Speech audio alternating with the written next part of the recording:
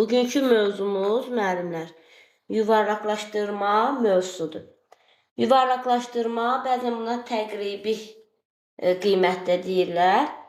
Yuvarlaqlaşdırma yəni yuvarlaqlaşdırma nəticəsində sonu sıfırla bitən ədədlər əmələ gəlir.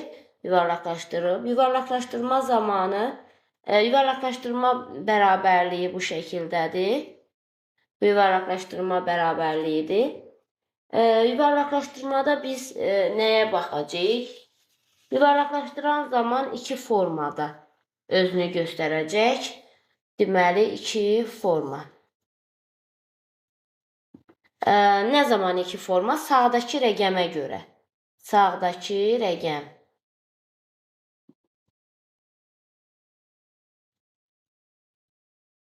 Deməli, biz yuvarlaqlaşdıran zaman ədədləri ilk öncə sağdakı rəqəmə baxacağıq. Sağdakı rəqəm iki formada özünü göstərə bilər. Birinci forma, sağdakı rəqəm 0 ola bilər, 1 ola bilər, 2 ola bilər, 3 ola bilər, 4 ola bilər. İkinci forma, sağdakı rəqəm 5 ola bilər, 6 ola bilər, 7 ola bilər, 8 ola bilər, 9 ola bilər. Deməli, yuvarlaqlaşdırma zamanı ilk öncə biz sağdakı rəqəmə, yalnız bir dənə sağdakı rəqəmə baxırıq. Başqa yerə baxmırıq. Yalnız sağdakı rəqəmə baxırıq. Sağdakı rəqəm 0 ola bilər, 1 ola bilər, 2 ola bilər, 3 ola bilər, 4 ola bilər. Sağdakı rəqəm 5 ola bilər, 6 ola bilər, 7 ola bilər, 8 ola bilər, 9 ola bilər. Yaxşı, bu iki formada birinci forma əgər sağdakı rəqəm bu rəqəmlərdən ibarət olarsa, yuvarlaqlaşan zaman həmin mərtəbə olduğu kimi qalır. Bax, qabağından yazım.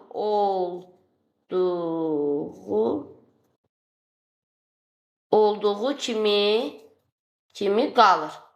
Hansı mərtəbəyə qədər yuvarlaqlaşdırmadırsa, həmin mərtəbə əgər 0, 1, 2, 3, 4-dürsə, həmin mərtəbənin sağında duran rəqəmlər bu rəqəmlərdən ibarətdirsə, bu zaman həmin mərtəbə olduğu kimi qalır və arxadakı rəqəmlərin hər biri 0 alınır. Əgər ikinci forma ilə olarsa, yəni 5, 6, 7, 8, 9, yəni həmin mərtəbənin sağında 5, 6, 7, 8, 9 rəqəmlərindən biri gələrsə, bu zaman yuvarlaqlaşan mərtəbə hansıdırsa, həmin mərtəbə bir vahid artır. Bu sağdakı rəqəm bu formada olduqda mərtəbə olduğu kimi qalır. Bu zaman ədəd yuvarlaqlaşmamış ədəddən yuvarlaqlaşan ədəd azalır. Yəni digər əvvəlki ədəddən azalır. Yuvarlaqlaşmış ədəd azalır. Bax, burada azalır. Bir vahid artan zaman, yəni sağdakı rəqəmlər əgər bu rəqəmlərdən təşkil olunubsa, həmin mərtəbə bir vahid artır. Buna görə də yuvarlaqlaşmış ədəd artır. Əvvəlki ədəddən artır. Böyük olur, artır. Artır. Gəlin nümunələrə baxaq. Tutalım ki, mən yazıram bura 36.217. Belə bir ədəd yazıram. Deyirəm ki, minliklərə qədər yuvarlaqlaşdır. Yuvarlaqlaşdırma işarəsini qoyuram. Minliklərə qədər yuvarlaqlaşdır deyirsə, ilk öncə minlik mərtəbəsini tapıram. Baxın, təklik, onluq, yüzlük, minlik. Minlik mərtəbəsinin altından xətt çəkirəm. Minlik mərtəbəsinin altından xətt çəkəndən sonra və sağdakı rəqəmə baxıram. Digər heç bir yerə baxmıram. Yalnız sağdakı rəqəmə baxıram. Sağdakı rəqəm görürəm ki, birinci formaya aid olan 2 buradadır. Aiddir. Deməli, həmin mərtəbə olduğu kimi qalacaq. Digər ondan arxada olan rəqəmlər hər biri sıfıra dönəcək. Bu zaman ədəd nə olacaq? Azalacaq. Baxın, 36.217 minliklərə qədər yuvarlaqlaşan zaman alınır 36.000. 36.000. Əvvəlcə ədəd 36.217 idi. Yuvarlaqlaşandan sonra ədəd 36.000 oldu. Gördünüzmü? Ədəd burada azaldı. Nə qədər azaldı? 217 vahid azaldı. Bax, bu hissə azaldı. 217 vahid azalır. Deməli, 0, 1, 2, 3, 4 rəqəmləri gələrsə sağdakı rəqəm, bu zaman ədəd azalacaq. İndi keçək bu formada olana bir nümunə yazım. Tutalım ki, həmin ədədi yazıram. 36.729. 36.729 minliklər mərtəbəsinə qədər yuvarlaqlaşdırmasını tapşırır. Bu zaman minlik mərtəbəsini tapıram. 6 rəqəmi minlik mərtəbəsindədir. Yenə də sağdakı rəqəmə baxıram. Və sağdakı rəqəm görürəm ki, 5 və 5-dən yuxarı rəqəmlərdir. Bax, bu 5 və 5-dən yuxarı rəqəmlər. İkinci formaya aiddir. Bu zaman ön mərtəbə, həmin mərtəbə, yəni ön mərtəbə deyəndə, həmin mərtəbə hara kimi yuvarlaqlaşırsa, həmin mərtəbə bir vahid artır. Bu olacaq 37.000. Əvvəlki ədəd 36.729-dur. Sonraki ədəd yuvarlaqlaşandan sonra alınan ədəd 37.000-dir. Bu zaman nə baş veribdir? Ədəd artıbdır. Nə qədər artdığını tapmaq üçün 37.000-dən çıxırsınız 36.729-u və alınan nəticə həmin qədər artdığını göstərəcək. Bax, bu yuvarlaqlaşdırmanın əsas məğzidir.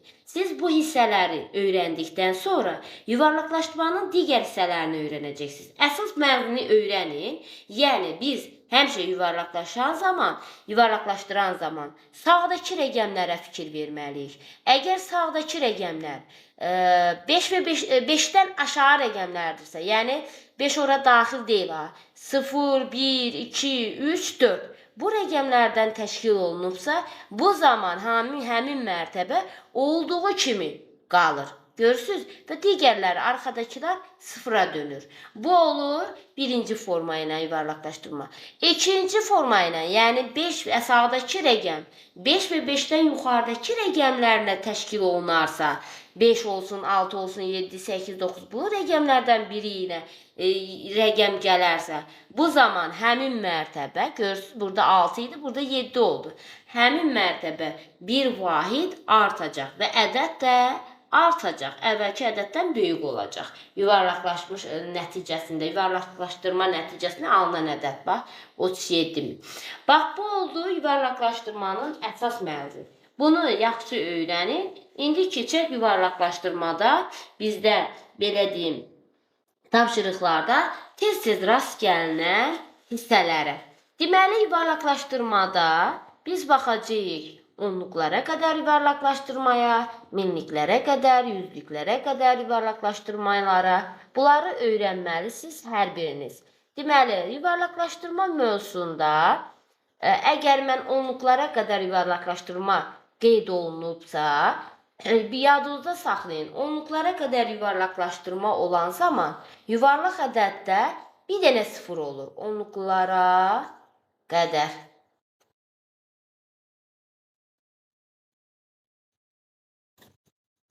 Onluqlara qədər yuvarlaqlaşan zaman alınan yuvarlaq ədəddə 1 sıfır olmalıdır. 1 sıfır. 1 sıfır alınır. Əgər tapşırıqda sizə yuvarlaqlaşdırmanın hansı mərtəbəsinə qədər olduğunu qeyd etməyib, sadəcə yuvarlaq ədədi göstərərsə, onun arxasında bir dənə sıfırı müşahidə edərsinizsə, bilin ki, o onluqlara qədər yuvarlaqlaşdırmadır. Yüzlüklərə qədər deyəndə 2 sıfır alınmalıdır. Minliklərə qədər deyəndə 3 sıfır alınmalıdır. 10 minliklərə qədər deyəndə 4 sıfır alınmalıdır. Bu şəkildə davam edir. İndi biz hal-hazırda onluqlara qədər yuvarlaqlaşdırma mövzusuna baxacağıq. Onluqlara qədər yuvarlaqlaşdırma deyəndə yalnız onu təsəvvür etməyin ki, ondan 100-ə qədər olan ədədlərin yuvarlaqlaşdırmasına baxacağıq. Fərqi yoxdur. Bütün ədədlərin tərkibində onluqlara qədər yuvarlaqlaşdırmanı təşkil edə bilərsiniz. Məsəl üçün 3 rəqəmlərin də tərkibində 4 rəqəmlərin, 5 rəqəmlərin, 2 rəqəmlərin, yəni ədədin rəqəmlərinin sayından asılı olmayaraq onluqlara qədər bütün rəqəmlərin, bütün ədədlərin ədədlərində yerinə yetirə bilərsiniz. İndi onluqlara qədər yuvarlaqlaşdırmada nəyə baxırıq? Biz baxacağıq, onluqlara qədər yuvarlaqlaşan zaman alınan ən böyük ədəd, ən böyük ədəd neçədir? Buna ən kiçik ədəd neçədir? Buna ən böyük və ən kiçiyin cəmi neçədir? Buna baxacağıq. Onluqlara qədər yuvarlaqlaşan ədədlərin sayı neçədir? Sayı. Buna baxacağıq. Onluqlara qədər yuvarlaqlaşan zaman ən böyük və ən kiçiyin fərqi neçədir? Bax, biz bu məqamlara baxacağıq. Bu məqamlara həm onluqlarda, həm yüzlüklərdə, həm minliklərdə hər birində nə edəcəyik? Baxacağıq. Onluqlara qədər yuvarlaqlaşan zaman, məsəl üçün 30 alınan ən böyük ədəd neçədir? Ən böyük ədəd tapmaq üçün həmin verilmiş sizə yuvarlaq ədədin üzərinə, bax, üstünə 4 gəlirsiniz. Bax, tapşırığa baxın. Deyir, onluqlara qədər yuvarlaqlaşan zaman 30 alınan ən böyük ədədimiz neçədir? Yuvarlaq ədəd 30-dur. 30-un üstünə 4 gəlirsiniz. Ən böyüyü olur 34. Üstünə 4 gəlirsiniz. Və yaxud da mənə deyir ki, onluqlara qədər yuvarlaşan zaman 250 alınan ən böyük ədəd neçədir? 250 yuvarlaq ədədi bizə veribsə, onun üzərinə 4-ü gəlirsiniz. Alınır 254. Deməli, onluqlara qədər yuvarlaqlaşan zaman istər, yəni ədədin rəqəmlərinin sayından asılı olmayaraq həmişə üzərinə neçə gəlirsiniz? 4 gəlirsiniz. Bu bir qayda. İkinci qayda, onluqlara qədər yuvarlaqlaşan zaman alınan ən kiçik ədəd neçədir? Ən kiçik ədədi tapmaq üçün həmin yuvarlaq ədəddən 5 çıxırsınız. Yuvarlaq ədəddə bayaq dedik, onluqlara qədər yuvarlaqlaşan zaman 30 alınan ən böyük ədəd neçədir? Tapdıq 34. İndi deyirik, onluqlara qədər yuvarlaqlaşan zaman 30 alınan ən kiçik ədəd neçədir? Onda həmin yuvarlaq ədəddən 5 çıxırıq. 25, cavabımız 25-dir. Və yaxud da buna baxaq. Onluqlara qədər yuvarlaqlaşan zaman 250 alınan ən kiçik ədəd neçədir? 250-dən 5 çıxırıq. 245. Bax, deməli bu qaydaları yadınızdan çıxartmayın. Onluqlara qədər yuvarlaqlaşan zaman alınan ən böyük ədəd tapmaq üçün üzərinə, həmin yuvarlaq ədədin üzərinə 4 gəlirsiniz. Ən kiçiyi tapmaq üçün həmin yuvarlaq ədəddən 5 çıxırsınız. Bəs keçək buna. Ən böyük və ən kiçiyin cəmini necə tapırıq? Ən böyük və ən kiçiyi cəmini tapmaq üçün istər bax belə də tapa bilərsiniz alt-alta toplamaqla. Məsəl üçün, gəlin tapşırığa baxaq. Deyir ki, hal-hazırda yazmışıq bunları. Yazdığımıza görə buna uyğun bir tapşırıq deyək. Deyir ki, onluqlara qədər yuvarlaqlaşan zaman 30 alınan ən böyük və ən kiçik ədədlərin cəmi neçədir?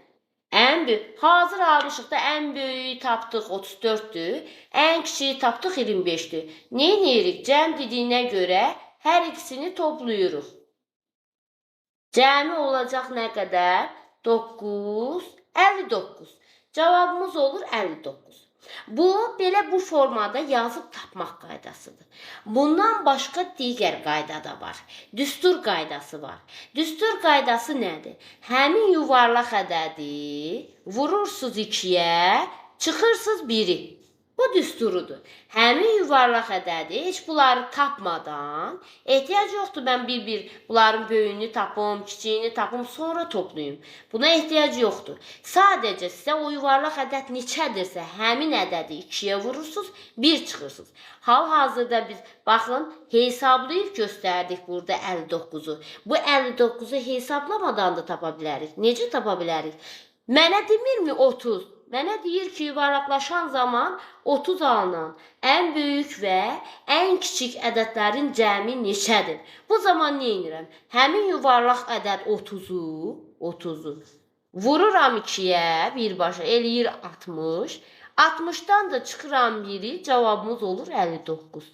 Bax, bayaq da 59 aldım. İndi düsturla da 59 aldım. Bu ən asan qaydadır.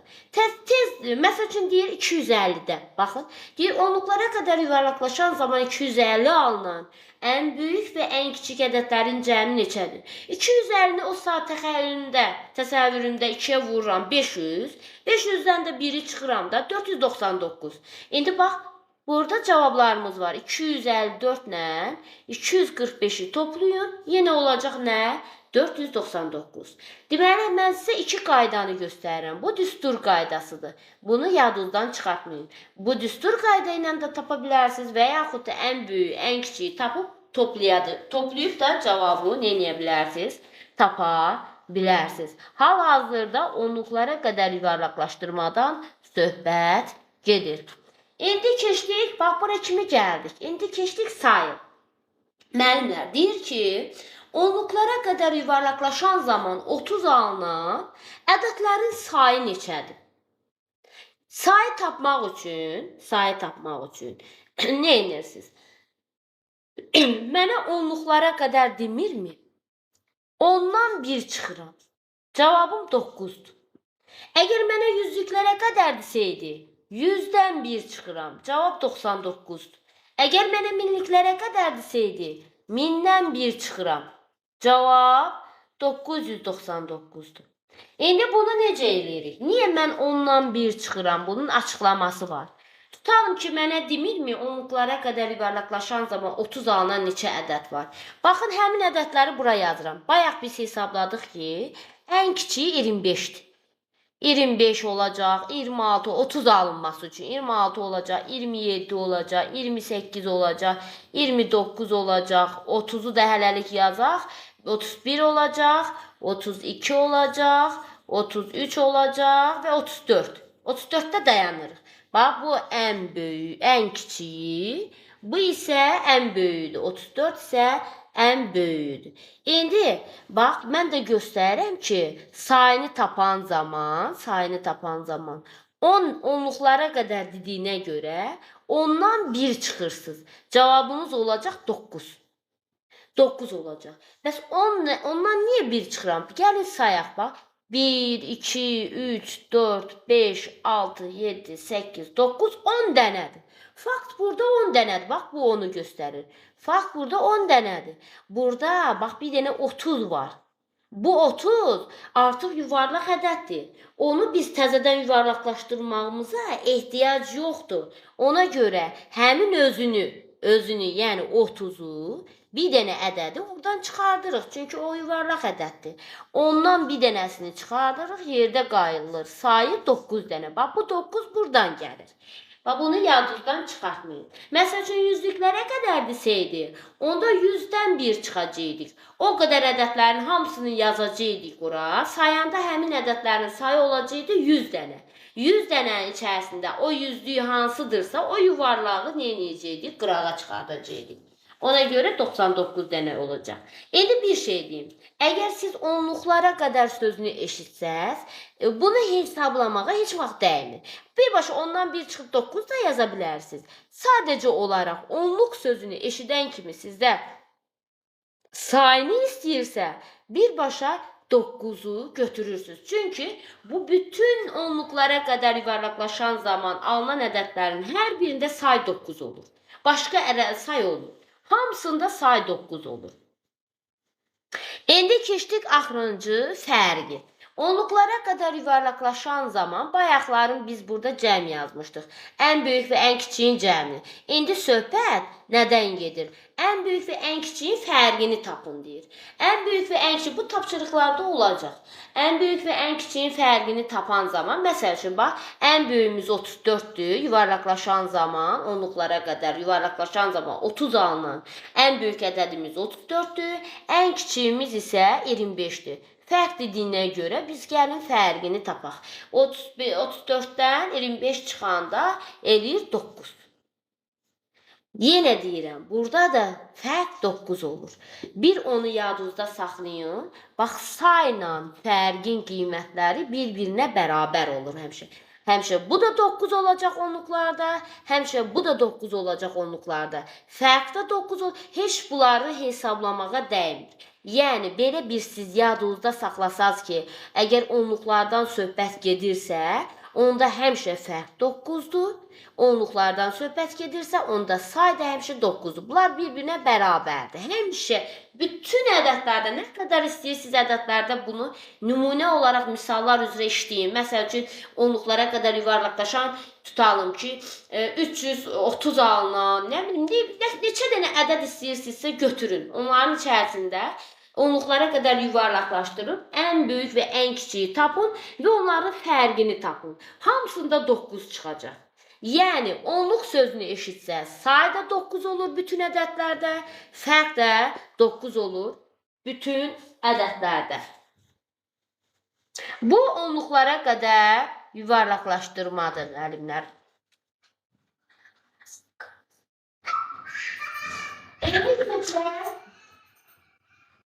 İndi keçək yüzlüklərə qədər yuvarlaqlaşdırmalı.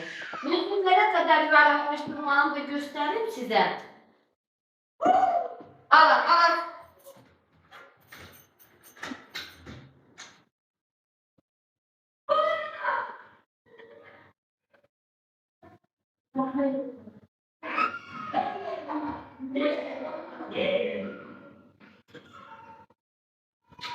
İndi yüzlüklərə qədər yuvarlaqlaşdırmaya baxaq.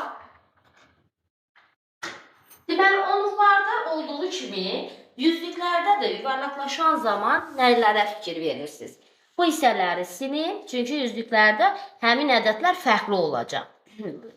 Deməli, müəllimlər, yüzlüklərə qədər yuvarlaqlaşan zaman yuvarlaq ədədinin arxasında 2 dənə sıfır olacaq. İndi yüzlüklərə qədər yazaq.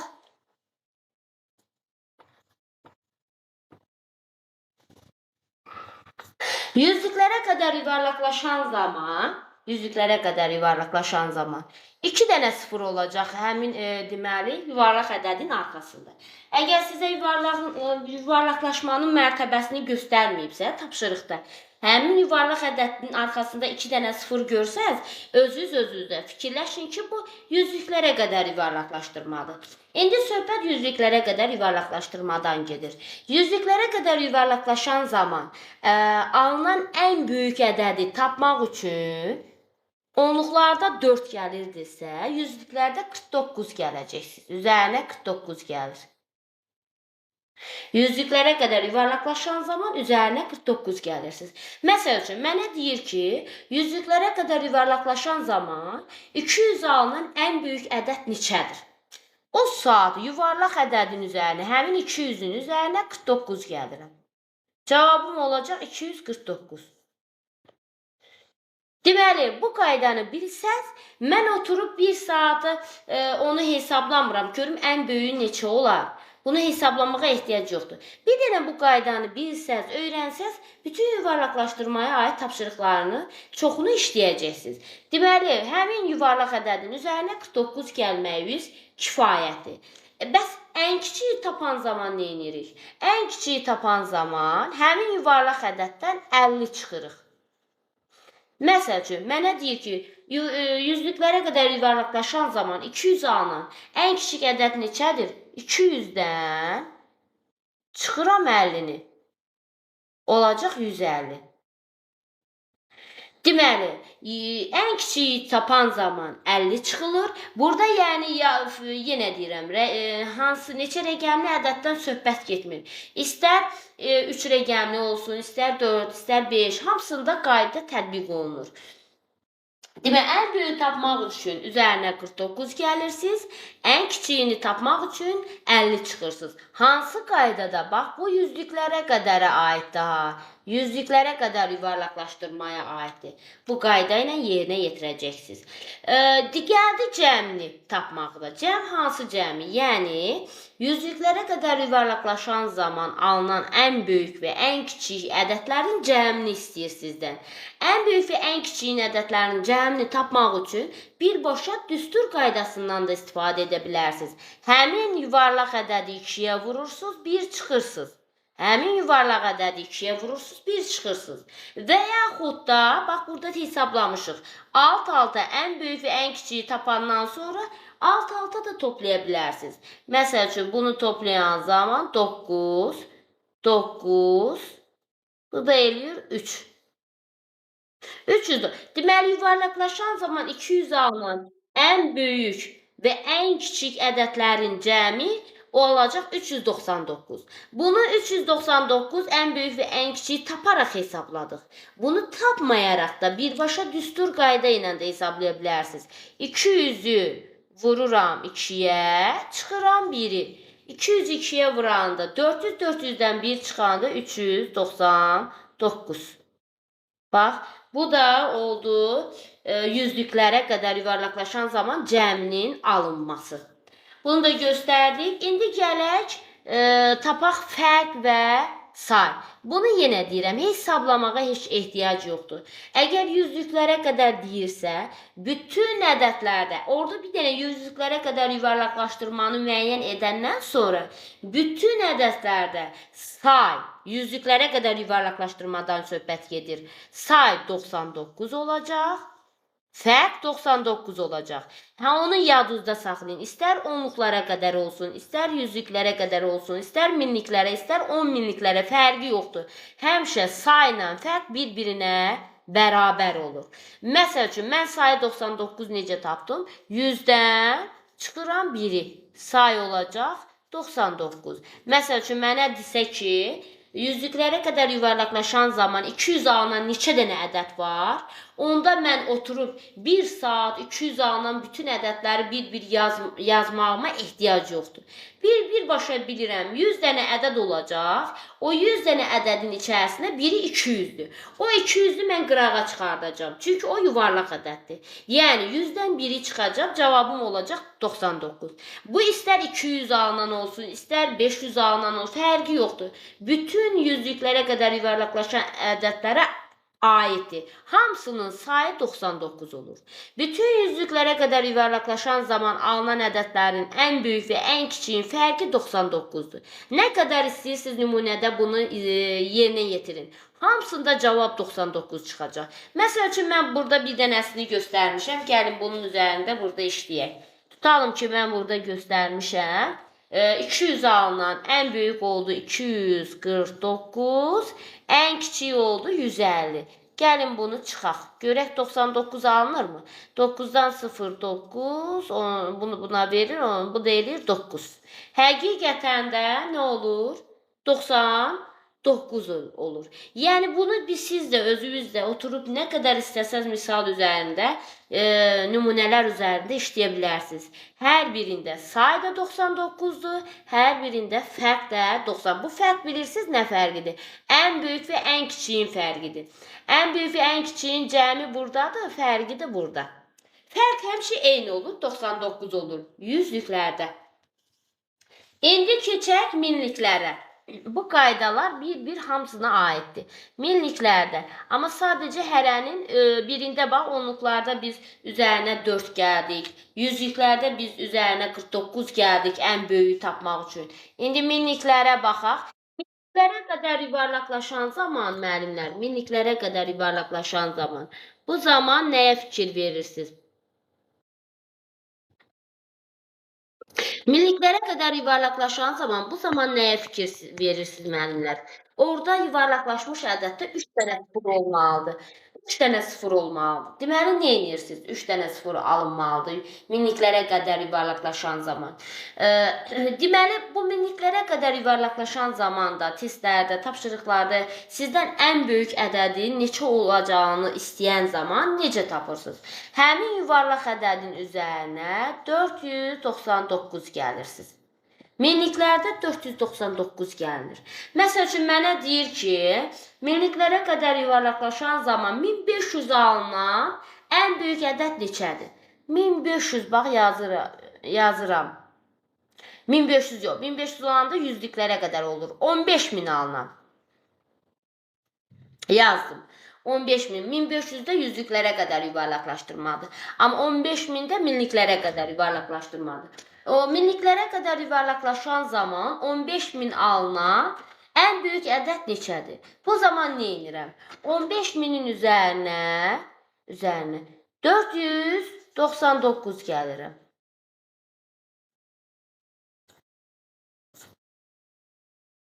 Cavabımız olacaq 15.499.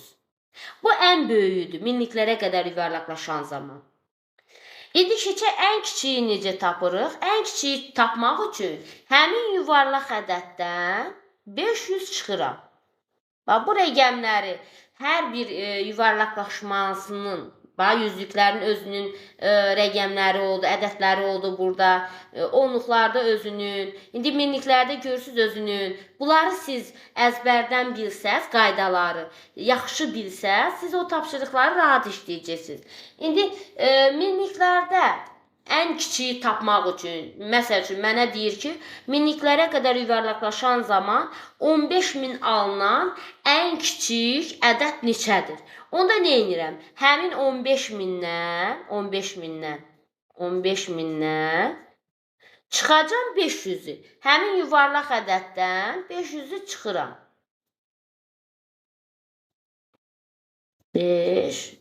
14.500. Cavabım olacaq 14.500.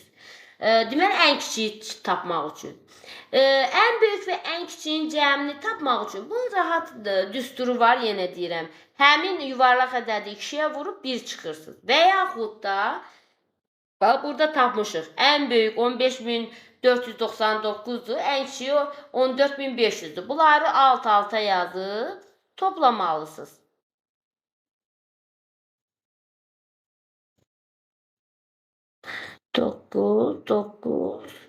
2.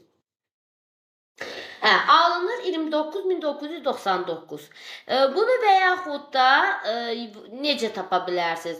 15.000-i birbaşa 2-yə vura bilərsiniz. Alınır 30.000. 30.000-dən də 1 çıxırsınız, alınır 29.999.